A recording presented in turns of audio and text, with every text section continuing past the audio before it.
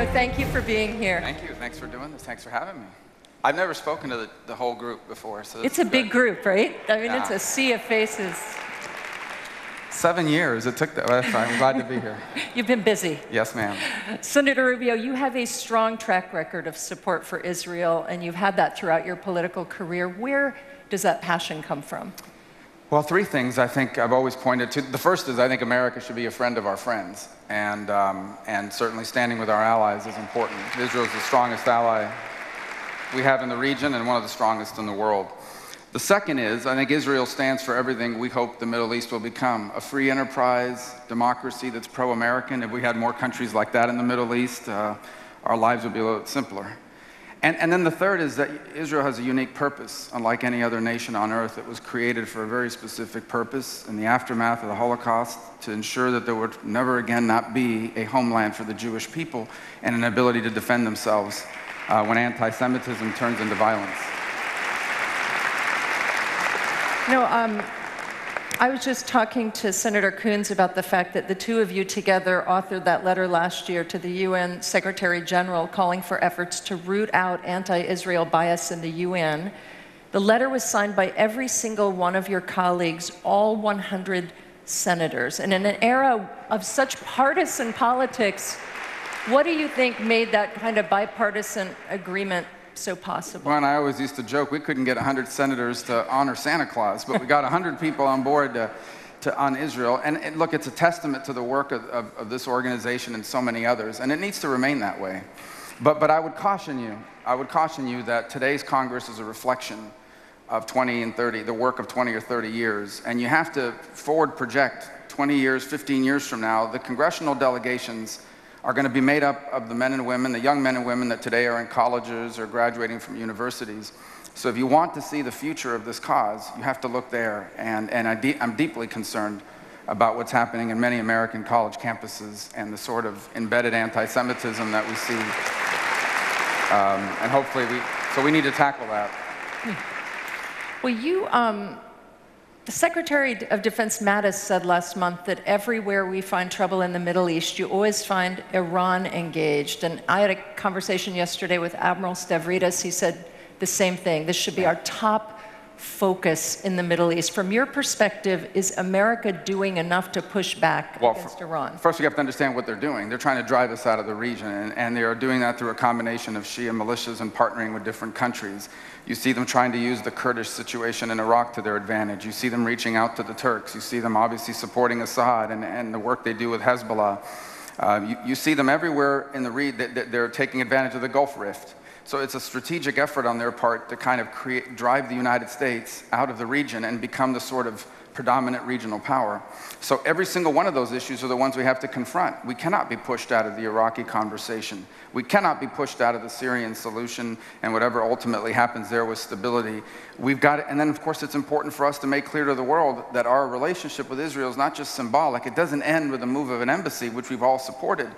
It includes the very clear notion that the United States will support Israel militarily, financially, economically, to ensure that they can withstand anything that comes their way, as you see Hezbollah develop these capabilities in Lebanon that are greater than they've ever been in terms of the ability to hit Israel. And do you think that on Capitol Hill and in the administration there's an understanding of what you just articulated? Are you optimistic about that sort of focus? I think there's an understanding we want to be supportive of Israel. I think we have some work to do to put together the sort of comprehensive approach that understands that all these issues are interlinked, that Iran's efforts in Iraq are ultimately tied to their ability to encircle and eventually directly threaten Israel, be it through proxies or directly.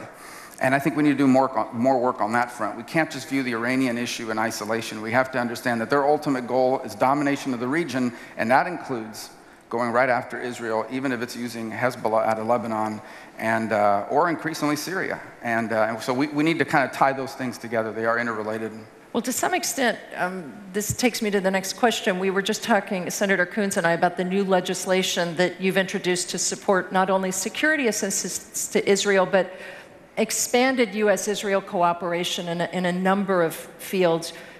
I assume this is why you think this was such a critical effort, right? Because we have to dig in on the support. And Senator Coons said something, it's the floor, not the ceiling. But it's important that it be there congressionally because administrations come and go. Right.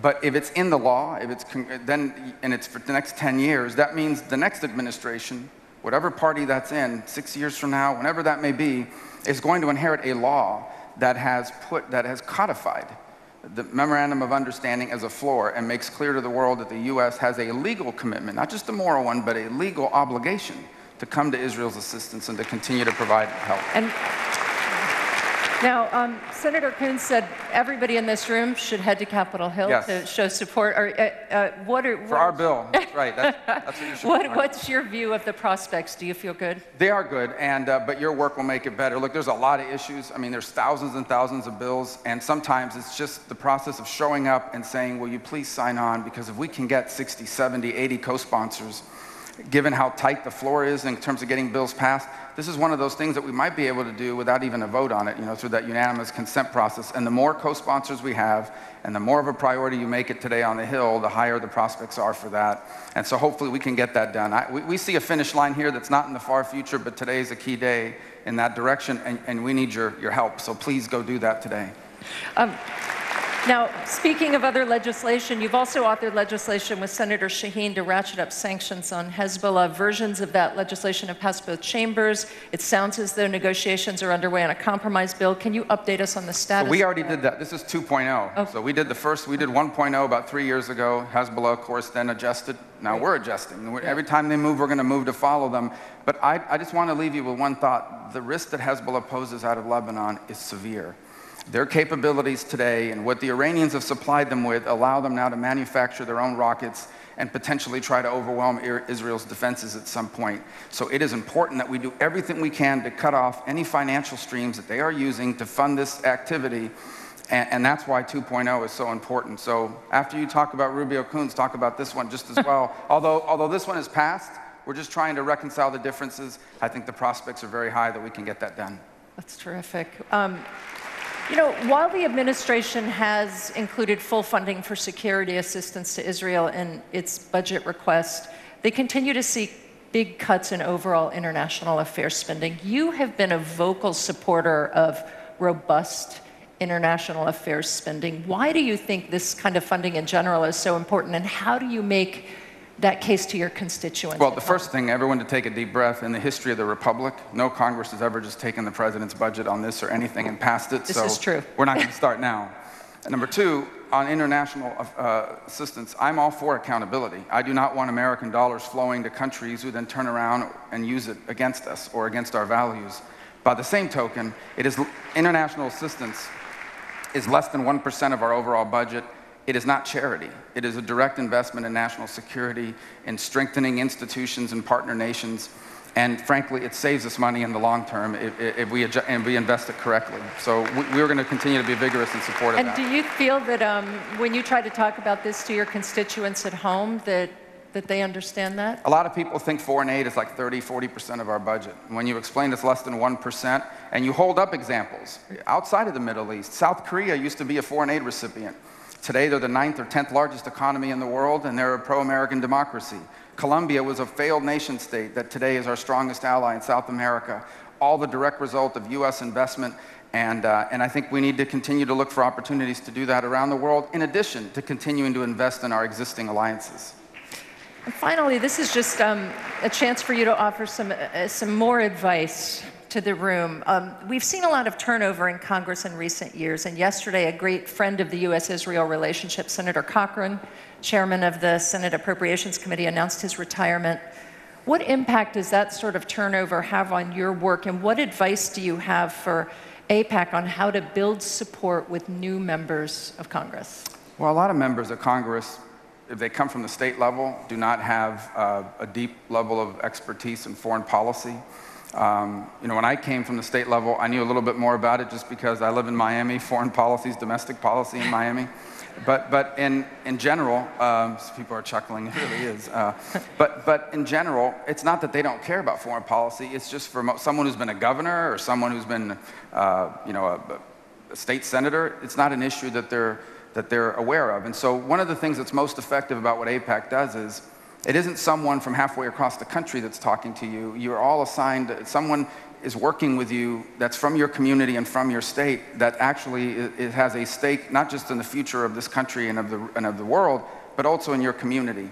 And those relationships are critical, and they're really important. And so I encourage you to continue to do that, especially with new members who I think are going to be inclined to be supportive, but may not be fully aware of all the things that are out there and that are said that are not accurate about the state of affairs in the region or about the differences between the different parties involved in the region. So it really is important early on in a member's career to try to get in front of them and state the case with facts, with figures, with historical data that backs up a strong U.S.-Israel alliance. I hope you've all been taking notes. Senator Rubio, thank you so much for your time. Let's give him another round of applause. Busy man also.